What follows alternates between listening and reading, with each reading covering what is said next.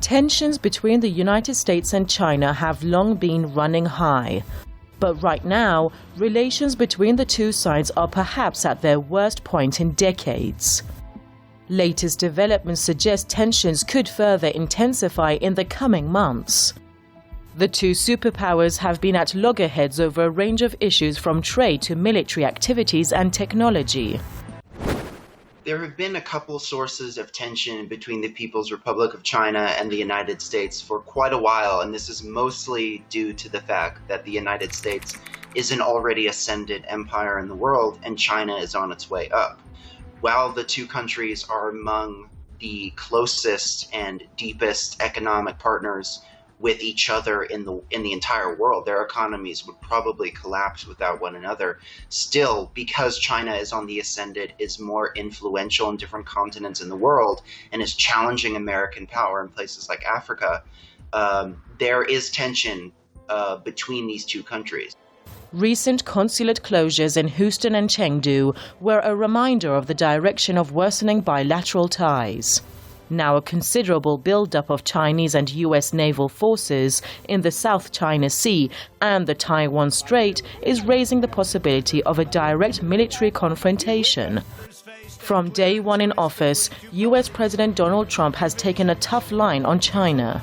That's what he promised to his support base. Trump is challenging China on several fronts, including Beijing's territorial claims in the South China Sea. The U.S. military has stepped up naval operations there. In July, it deployed 2 aircraft carriers in the waters China claims angering Beijing. China believes that America has fully abandoned its supposed neutrality and is clearly siding with nations such as Vietnam and the Philippines, which have rival territorial claims in the South China Sea. This week, Pentagon Chief Mark Esper pledged that America will not cede an inch in the Pacific. Meanwhile, Washington has in recent months strengthened its diplomatic and military ties with Taiwan, which is considered by China as a breakaway region that must one day be reunited with the mainland. Who is benefiting from this dangerous escalation? The volatile situation could spiral out of control any moment.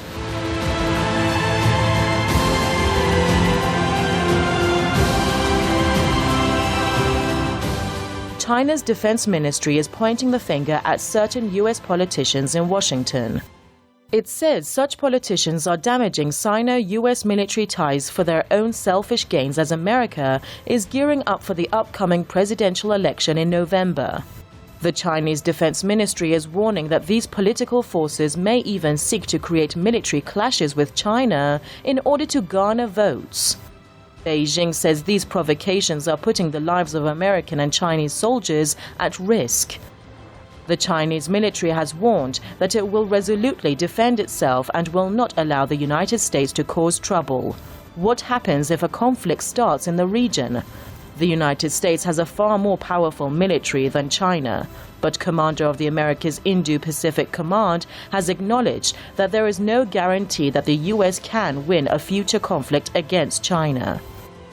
The Pentagon seems to be fully aware of the dangers involved in any such conflict. That could explain why U.S. Defense Secretary Mark Esper plans to visit China this year to improve crisis communications channels between the two sides. But the U.S. president doesn't seem to be concerned much. He has pledged to keep up pressure on China.